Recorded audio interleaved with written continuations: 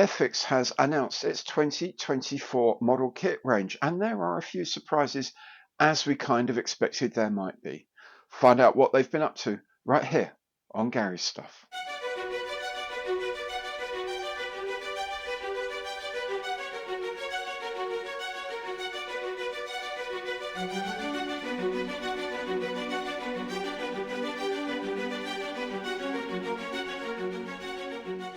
Hi there, I'm Gary. Welcome to my channel. Welcome back if you've been here before. Today, indeed, is my reaction to the 2024 range launch from Airfix that has just been announced just minutes ago. Now, I had no knowledge of any of this stuff before you ask, so I'm as surprised as you by some of the things that are in there and some of the things that have been left out.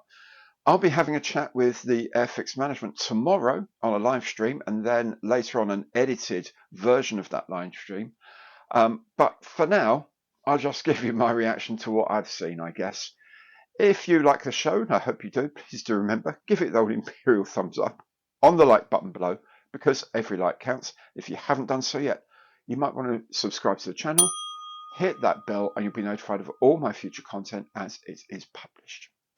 If you'd like to make a more concrete contribution to the channel, of course, you can do that through Super Thanks, by becoming a channel member, or by using any of my online affiliate programs.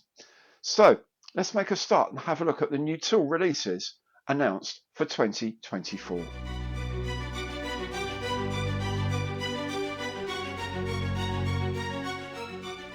First of the new tools is this 1/72nd scale Chinook HC1. One of the two scheme options is for Bravo November, the longest serving Chinook in the UK fleet, and flown in Afghanistan by one Flight Lieutenant Ian Fortune DFC, an old boy of my school actually.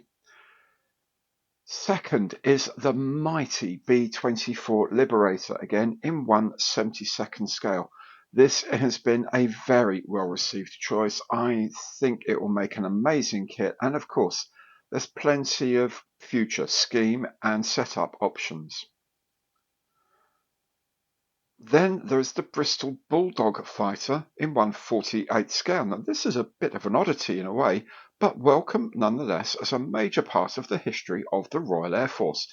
I wonder if one of the schemes is the Mark IIA in which Douglas Bader famously crashed. There are also new toolings in the starter sets as well, all in 1/72nd scale. There is a new P-51D Mustang and a new Messerschmitt Bf-109F4, both from the Second World War, along with a new Eurofighter Typhoon FGR-4 from today's Royal Air Force. The Mustang and Bf-109 feature in a new Dogfight Double release. The Bf-109 is also being paired with the existing Spitfire 5C starter set for another Dogfight Double. All of these appear to be used in a new 5-plane D-Day gift set.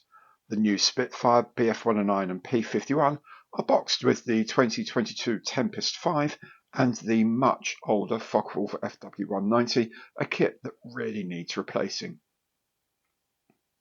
Finally, in the starter sets is this new 1/72nd scale lifeboat, the RNLI Shannon class.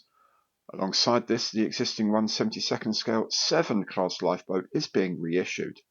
Sales of these kits will raise funds for the RNLI, with at least 90p for each Shannon class and £1.60 for each 7 class kit sold being donated by Airfix. Okay, that's that.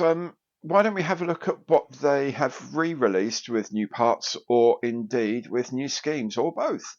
What they call the Capex 2 or Capex 3 releases, Year 2, Year 3 releases of existing kits.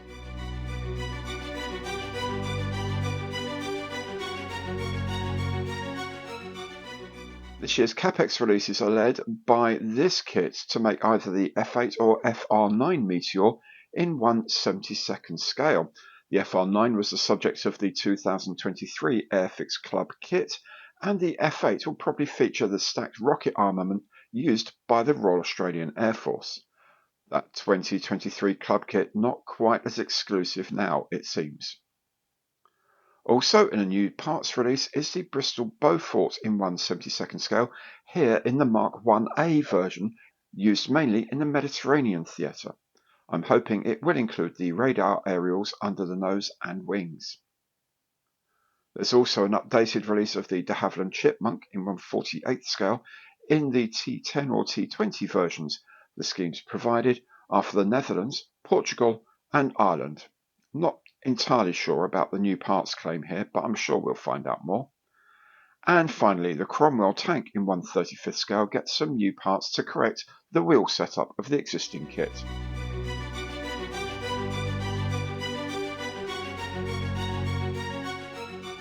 There are plenty of new markings re-releases too. In 1/72 scale, there are new schemes for the Messerschmitt Bf 109E4, the Spitfire Mark 1A, the Hawker Typhoon 1B, and the Spitfire PR19. Also in 1/72 are newly clad Gloucester Gladiator, the Tiger Moth, the Jet Provost T3 and T4, and the MiG-17. For fans of the rotary wing, the 1/72 scale Sea King HC4 is reissued with new schemes as well. 1/48 scale, the Messerschmitt Bf 109E3 and the Curtiss Tomahawk Mark II both get a scheme makeover.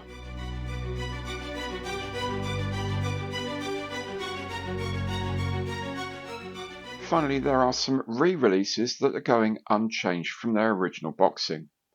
The Whitley Mark V bomber makes its return in 1/72 scale, as does the Supermarine Swift. In 1/48 scale, the venerable Supermarine Walrus is back in the range. The Vintage Classics range is gaining in popularity all the time.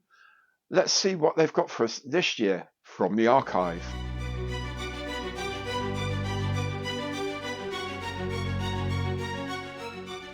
The crop of Vintage Classics this year seems reasonably good, led by the Handley Page Hamden. This will be a very popular kit, although many people hoped it would be retooled.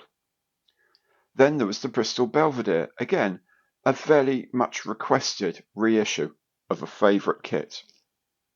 The Hawker P1127 is being re-released. This was the forerunner of the Harrier, and again will be very popular. I will say though, I have heard a lot of people say it's not the easiest kit to put together. And finally, the Super Kit P51 Mustang makes its reappearance in 1/24 scale. You do wonder how many more Super Kits Airfix has up its sleeve. Focke-Wulf 190 anyone? Or maybe even the Mosquito. At sea, there is a 1/600th scale reissue of HMS Ajax, famed for its part at the Battle of the River Plate in 1939, alongside HMS Iron Duke, the battleship that was the fleet flagship at the Battle of Jutland in 1916. Just a pity there are no more Falklands-era reissues. Airfix has also put together the figure sets of the Guards Band and the Guards Colour Party. These were the first two figure sets ever released by Airfix back in the late 1950s. And Quickbuilds. I did 12 videos of these over Christmas. They were surprisingly well received. Not very many people knew they even existed. What is Airfix launching this year to boost the range?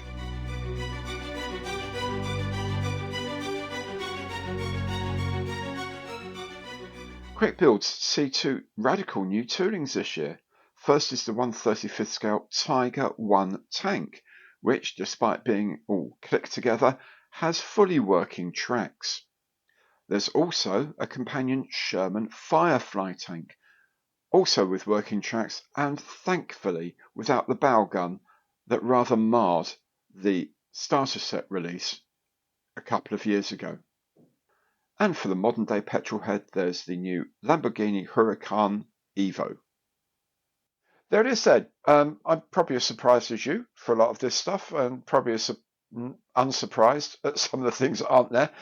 Anyway, don't forget tomorrow I'll be chatting with Dale Luckhurst from Airfix about what they've released and what they haven't released and what their thoughts are behind what they're doing. And do remember, of course, if there's something you think, that I really thought they were going to do that this year, This year isn't over, not by a long way. Remember, we had the launch of the Sea King, 148 Sea King in the summer, and the 172nd Messerschmitt 410 didn't see the light of day until November at Telford. So, although it hasn't been announced yet for this year, I'm sure there's plenty of more surprises through the year. And of course, I'll be letting you know as soon as I hear about any of them. If you've enjoyed the show, please do remember, give it the old Imperial thumbs up on the like button below, because every like counts. And if you haven't done so yet, please do subscribe to the channel, hit that bell, and at no cost to you, you'll be notified of all my future content as it is released. Thank you so very much for watching. Hope to see you again on the channel soon. Take very good care now, and goodbye.